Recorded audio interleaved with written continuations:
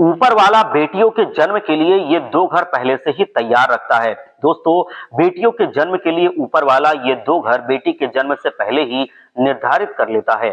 ईश्वर के लिए बेटी को अच्छे घराने में जन्म देना बहुत महत्वपूर्ण और अनिवार्य माना जाता है। ईश्वर से कुछ नहीं छिपा है।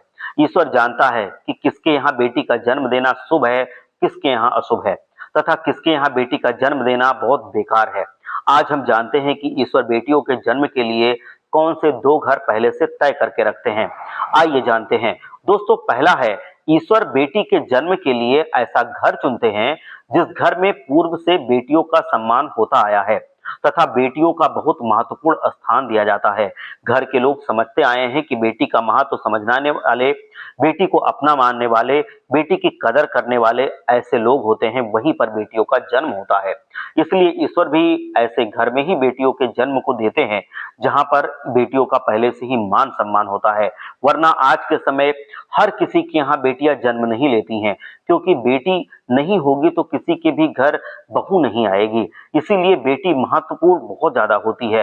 बेटी ही तो बहू बनती है। अगर आप देखें तो बेटियां नहीं होंगी तो बहुएं कहां से आएंगी। इसीलिए बेटियों का होना बहुत अनिवार्य होता है, नहीं तो संसार नहीं चलेगा। इसीलिए कभी भेदभाव नहीं करना चाहिए। और जो लोग इस बात को मानते हैं, जो लोग इस बात को जानते हैं कि संसार के लिए बेटियों का होना कितना महत्वपूर्ण है, वो जननी है, वो बहन है, वो आपकी बीवी भी है, वो आपकी माँ भी है, वो हर तरह से पवित्र है। इस वजह से बेटियों को जो बहुत ज्यादा महत्वपूर्ण स्थान देते हैं, भगवान उनके घर में बेटियों का जन्म पहले से निर्धारित मानते हैं और वो घर बड़ा ही भाग्यशाली हो जाता है। और बेटियों को बहुत सच्चे और ईमानदारी से माता पिता को मानना चाहिए। बच्चों में कभी भेदभाव नहीं करना चाहिए। उनके लिए बेटा और बेटियां समान होते हैं। कुछ माता पिता ऐसे होते हैं जो अपने बच्चों में भेदभाव करते हैं और इसी कारणवश ऐसे माता पिता को वृद्धावस्था में न तो बेटों का सुख मिलता है, न ही बेटियों का सुख मिलता है। वैसे माता पिता अपनी वृद्धावस्था में बहुत कष्ट भोगते हैं। तो इसी वजह से कभी भी बेटों और बेटियों में भेदभाव नहीं करना चाहिए।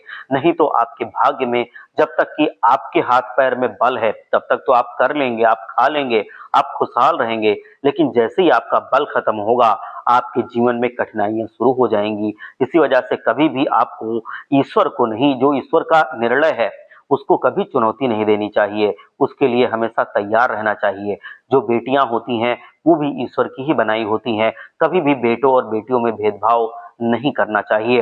अपने माता पिता, जितने भी माता पिता होते हैं, उनको बेटों और बेटियों की समान परवरिश करनी चाहिए, देखभाल करनी चाहिए और भविष्य में अपनी बेटी का अच्छी तरह से विवाह कर सके। इसलिए बेटी के भाग्य का धन ईश्वर माता पिता को उसी वक्त प्रदान कर देते हैं जिस वक्त उसका जन्म होता है। तो इसी वजह से जहां पर बेटियों का जन्म होता है, धन बढ़ने लगता है। और दूसरा है, ईश्वर ऐसे घर को भी बेटी के जन्म के लिए पहले से ही चुन लेते हैं जिस घर में बेटियों की पूजा होती आई है तथा बेटी का मान सम्मान उस घर में बड़े उल्लास से किया जाता है। ऐसे घर में भी ईश्वर बेटियों के जन्म के लिए उनको चुन लेते हैं। बेटी का मान सम्मान जिस घर में ज्यादा होता है, उस घर में माता लक्ष्मी अथाह धन बरसाती हैं और ऐसे घर में सदैव धन का भंडार भरा रहता है। आपको स्वयं देखने को मिलता होगा कि जिस घर में स्त्रियों का सम्मान नहीं होता तथा बेटियों का सम्मान नहीं होता, ऐसा घर हमेशा दरिद्रता से घिरा रहता है।